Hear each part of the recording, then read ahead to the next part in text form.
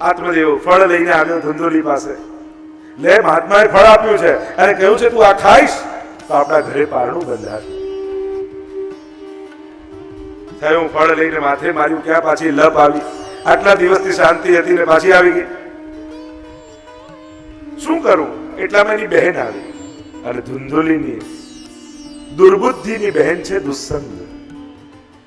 અને દુર્બુદ્ધિ અને દુસ્સંગ આ બે ભેગા થાય પછી એનું પતન કોઈ ન રોકી શકે. અને અહીંયા બેને કહ્યું કે જો બેન, હું ગર્ભવતી છું, મારા ઘરે રહેવા આવી જા. ગર્ભવતી થવાનું તું નાટક કરજે, અને નાટક કરજે તારે પીડાય સહન નહીં કરવી પડે. ધન મારા પતિને આપી દેજે અને જે બાળક થશે તને આપી દઈશું. બહુ ગમ્યું. દુર્બુદ્ધિ અને દુસ્સંગ ભેગા થાય ને પછી કોઈ પતન ન રોકી શકે. દુસ્સંગથી બચજો વૈષ્ણવો. અને દુસ્સંગ કોને કહેવાય? જેના સંગથી ભગવાનમાં અભાવ આવે એ દુસ્સંગ. સીધી સાદી વ્યાખ્યા છે. ગમે તેટલો મોટો માણસ, ગમે તેટલો ભણેલો ગણેલો, ગમે તેટલો મોટા પદ ઉપર હોય, પણ એના સંગથી ભગવાનમાં શંકા પેદા થાય, ભગવાન પર વિશ્વાસ ઉઠે, તો માનજો આ દુસ્સંગ છે. સાવધાન રહેવું. સત્સંગી એને કહેવાય જેના સંગથી ભગવાનમાં પ્રેમની વૃદ્ધિ થાય, એ સત્સંગ. અહીંયા બેનને ત્યારે એવા આવી ગઈ. ફળનું શું કરવું? કે તારા આંગણામાં ગાય બાંધી છે ને, એને વાછરડું થતું નથી, એને ખવડાવીને જોઈ લે. ગાયને ખવડાવી, સમય થયા, અહીંયા વાછરડું થયું. આખું શરીર મનુષ્ય જેવું, કાન ગાય જેવા. નામ રાખ્યું ગૌકર્ણ. માનો ઋષિનું તપ સાક્ષાત ગૌકર્ણજી રૂપે પ્રગટ થયું. અહીંયા બેનને બાળક થયું, ધુંધુલીને આપ્યું, કહ્યું મારું બાળક, એનું નામ હું ધુંધકારી રાખીશ. જેના જન્મમાં છલ કપટ હોય, એક જીવનું વ્યક્તિત્વ કેવું થાય. ગૌકર્ણજી તો માનો ઋષિનું તપ પ્રગટ થયું. વેદાભ્યાસ કરવા માટે ગુરુકુળ ગયા અને ધુંધકારી એટલો ખલ થયો, દુષ્ટ થયો. સબના હાથમાં પડેલા પિંડોને ખાનારો થયો. કેટલા બધા વર્ણન આવે છે. પ્રતાડિત કરવા લાગ્યો મા બાપને. માતાને થયું એના કરતા બાળક ન થયું તો સારું થાય. આત્મઘાત કરી લીધું માતાએ. પિતાની હજી આસક્તિ ગઈ નથી. ગૌકર્ણજી આવ્યા, જોયું હજી આસક્તિ ગઈ નથી. હવે તો હરિભજનનો સમય છે, અને હવે નહીં તો ક્યારે? ઘણી વાર લોકો આમ વ્યવસ્થા અને સંજોગોની પ્રતીક્ષા કરતા, બધું ગોઠવાય પછી ઠાકોરજી પધરાઈશું. અરે ક્યાંક તું ન ગોઠવાઈ જાય. ક્યાં સુધી પ્રતીક્ષા? આજ નહીં તો કબ? ક્યારે? કોઈ ટાઈમ તિથિ ખરી? એક વસ્તુ યાદ રાખો, જે અનુકૂળતાની પ્રતીક્ષા કરતા રહે છે એ ક્યારે કરી શકતા નથી. જે કરવા લાગે છે ઠાકોરજી એને બધું અનુકૂળ કરી આપે છે. અને પ્રમાણ તમને બતાવું, પ્રમાણ બતાવું. તમે ઠાકોરજી પધરાવશો તો તમને વાંધો નહીં આવે એનું પ્રમાણ આપો. અહીંયા કેટલાના ઘરે ઠાકોરજી છે? ઓહો, લગભગ કાંદીવલી તો મોકલ્યું છે. ઠાકોરજી પુષ્ટાવીને પધરાયા, તમને કોઈ આજ સુધી વાંધો આવ્યો? જો આટલું મોટું પ્રમાણ, આટલા લોકોને વાંધો નથી આવ્યો તો તમને વાંધો નહીં આવે. પધરાવી લો. કારણ કે સૌથી પહેલો વિચાર પુષ્ટાવી તો શેનો આવે? પણ કોઈ ગુજરી જશે, સૂતક લાગશે તો. આટલા લોકોને વાંધો નથી આવ્યો, તમને નહીં આવે. તમને આટલું મોટું પ્રમાણ આપ્યું. બીજું કોઈ ગ્રંથનું આપ્યું હોત, પુસ્તકનું આપ્યું હોત, કોઈ ભગવદીનું આપ્યું તો તમને વિશ્વાસ ના આવે. પણ તમારા બાજુમાં બેસેલાનું આપ્યું તો એને પૂછી લો. એને વાંધો નથી આવ્યો તો તમારી જોડે કોઈ સ્પેશિયલ વેર છે ઠાકોરજીને કે તું પુષ્ટાવ, તને જોઉં છું કઈ રીતે કરે છે? આવું તો કોઈ વેર છે જ નહીં. અને વૈષ્ણવ જરાય વાંધો નહીં આવે. પણ જીવન જઈ રહ્યું છે.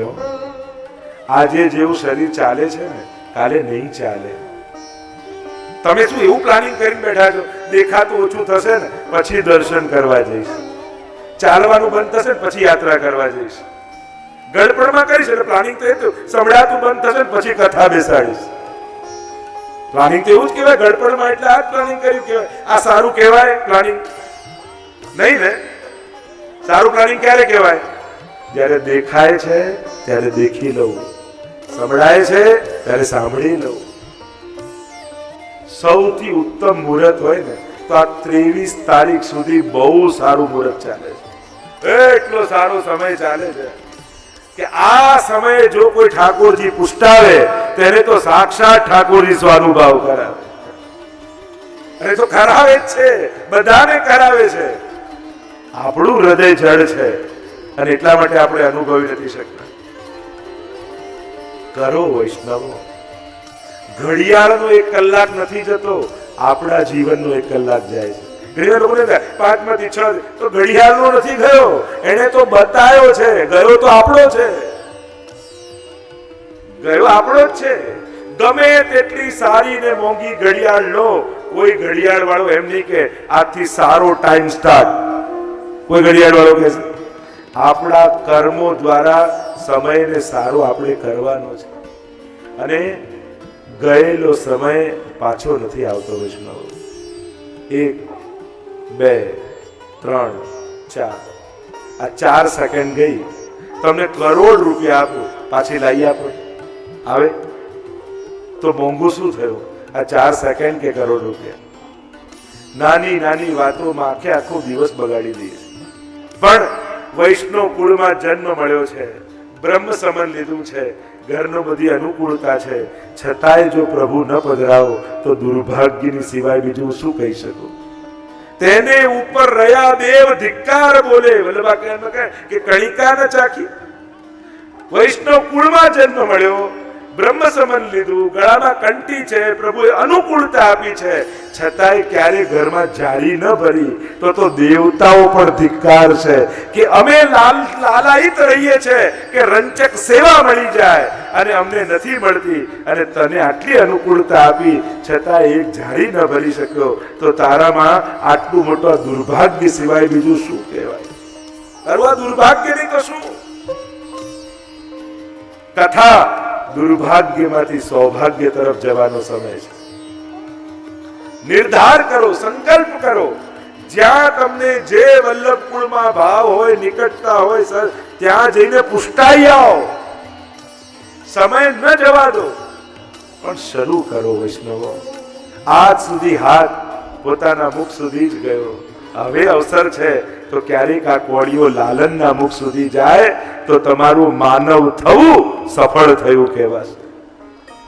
ભોગો જ ભોગવ્યા, ભોગ ક્યારે ધર્યો નહીં. આપણું જીવન ક્યાંક વ્યર્થ ન જતું રહે વૈષ્ણવો. આ કણિકા મહાપ્રભુજીએ કેવી કૃપા કરી છે. મોટું દાન તો ઠાકોરજી કરે છે. તમે એક વાટકીમાં દૂધ ધરો છો, એક નાનકડી વાટકીમાં દૂધ ધર્યું. તમે તો કેટલું નાનું આપ્યું, એના બદલામાં ઠાકોરજી તમને શું આપ્યું? યશોદા બનવાનું સુખ. તો મોટું દાતા કોણ બન્યો? નાનકડી વાટકી ધરનારો કે યશોદાજીનું સુખ આપનારો? મોટો દાતા તો ઠાકોરજી છે. સેવામાં આપણે કાંઈ નથી આપતા, ઠાકોરજી આપણને આપે છે. વ્રજ ભક્ત બનવાનું સુખ આપે, ક્યારેક નંદ બાબા બનવાનું સુખ આપે, ક્યારેક યશોદા બનવાનું સુખ આપે, ક્યારેક ગોપી બનવાનું સુખ આપે. સેવા દ્વારા ઠાકોરજી આપણને સુખનું દાન કરે છે. આપણે તો પ્રભુના સુખનો વિચાર કરીશું જ્યારે કરીશું. મોટો સુખનો વિચાર તો પ્રભુ કરે. તમારા ઘરે આવવામાં મોટો ત્યાગ કોનો? મેં તો આ છોડી દીધું, આ છોડી દીધું, આ છોડી દીધું. ભગવાને તો વૈકુંઠ છોડી દીધું, તો મોટો ત્યાગ કોનો થયો? તમારા ઘર સુધી આવવામાં મોટો ત્યાગ તો પ્રભુ કરે છે. અને એટલા માટે આ પુષ્ટિ માર્ગમાં જન્મ મળ્યો છે ને. જો આ પ્રાઉડ ટુ બી એ વૈષ્ણવનું કેમ્પેઇન ચાલી રહ્યું છે. 50 વર્ષ 50 દેશોમાં વૈષ્ણવતાનું ગૌરવ, એનું આખું પૃથ્વી પરિક્રમા મહોત્સવ ચલાવી રહ્યા છે. 8 દેશોની યાત્રા થઈ, આ વર્ષે 42 દેશોની યાત્રા છે. 50 દેશોમાં શ્રીનાથજીનું સ્વરૂપ પધરાવીશું અને સત્સંગ મંડળોની સ્થાપના કરીશું. પાઠશાળાની સ્થાપનાઓ થશે. એટલે જ્યાં જ્યાં જઈ રહ્યા છે ત્યાં ત્યાં હવેલીના સ્થાનો લેવાઈ રહ્યા છે, સંસ્થાઓ સ્થપાઈ રહી છે. અને પુષ્ટિ ધ્વજ છેલ્લા દિવસે આપણી કથામાં પણ પુષ્ટિ ધ્વજ ફરકાવી અને પ્રાઉડ ટુ બી એ વૈષ્ણવનો એ ઉત્સવ આપણે ઉજવીશું.